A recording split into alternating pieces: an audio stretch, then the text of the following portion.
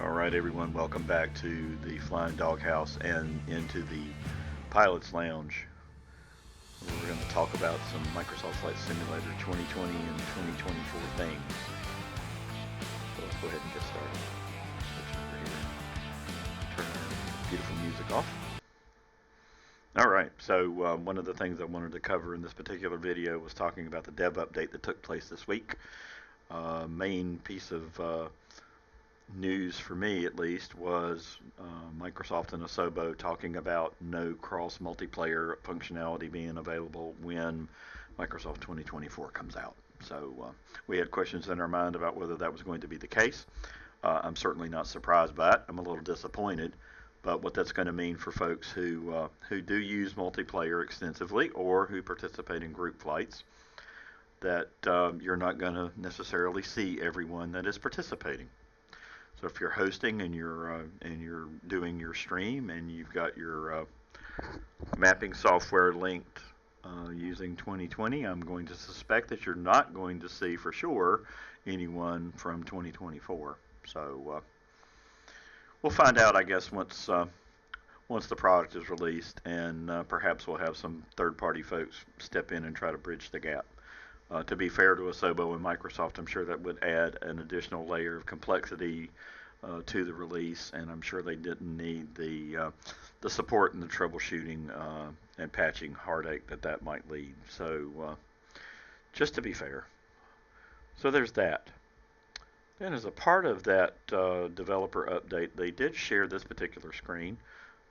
We have a controls section under settings, and notice that the aircraft is featured top middle, and then in the lower left hand corner then we have a place for being able to select a preset or config for our controllers.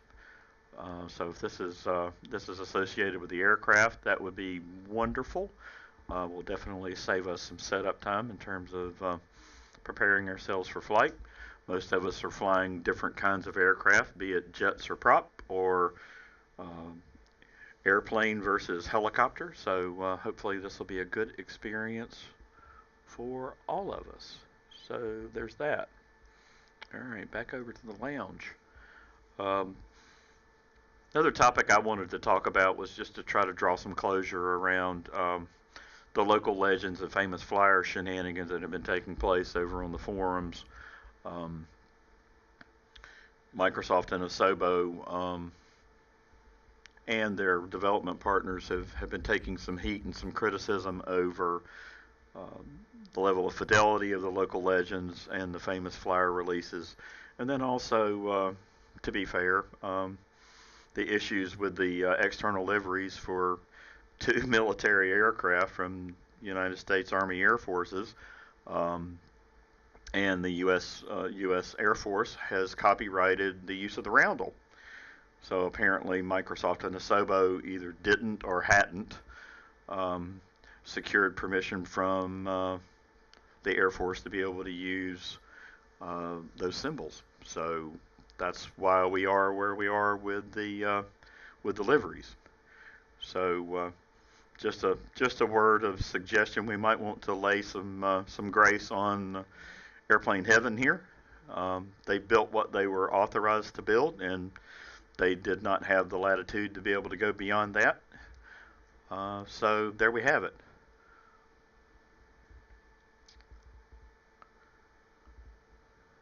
And that's that, I guess. I guess last but not least, for this particular Pilot Lounge episode, make your way over to the store in Flightsim.